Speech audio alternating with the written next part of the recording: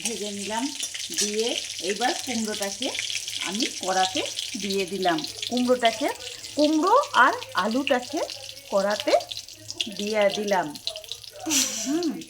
দিয়ে দিলাম কুমড়োটাকে কড়াতে দিয়ে দিলাম। তারপরে নাড়তে থাকলাম ভালো করে, কুমড়োটাকে নাড়তে থাকলাম। নেড়ে ভালো করে ভাজা হয়ে গেল। ভাজা হয়ে গেল নেড়ে। তারপরে একটু ভাজা করে স্বাদ মতো লবণ দিলাম। তারপরে হলুদ দিলাম। তারপরে লঙ্কা দিলাম, একটু স্বাদ মতো লঙ্কা দিলাম।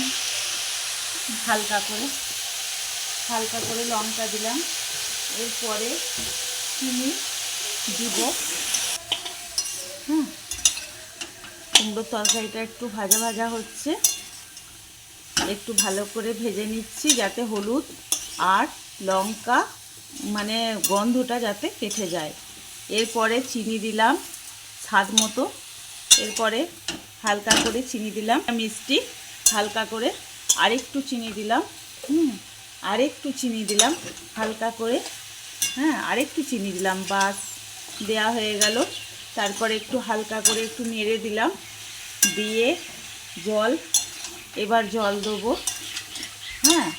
এইবার জল দেবো, অল্প করিয়া জল দেবো। এই জল দিলাম, দিয়ে একে বসিয়ে দিলাম। প্রেসারে দিয়ে দিলাম। এইটা কুমড়ো প্রেসারে দিয়ে দিলাম। 10 মিনিট হতে দেবো, 10 মিনিট। এবার আমরা 10 মিনিটের জন্য অপেক্ষা করব। আমরা কড়াইটাকে বসালাম। প্রেসার থেকে কুমড়ো আর আলুটাকে ঢেলে ফেললাম। কড়াতে ঢেলে ফেললাম। দিয়ে তাকে একটু ভালো করে ম্যাশ করে নিলাম, ঘেটে ফেললাম।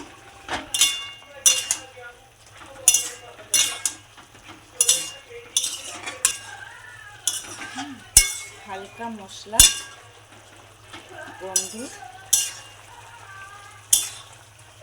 বেরিয়েছে। ভালো করে আলুটা আর কুমড়োটা গলে গেছে।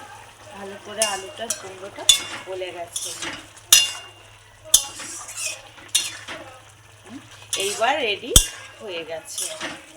এবার কুমড়ো আলু তরকারি রেডি হয়ে গেছে। এবার আমরা গ্যাসটাকে অফ করে আমরা একটা পাত্রই ঢেলে ফেললাম।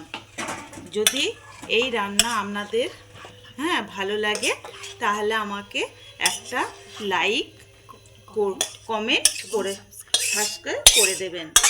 নমস্কার, ভালো থাকবেন, সুস্থ থাকবেন। সবাইকে জানাই আমার শুভেচ্ছা।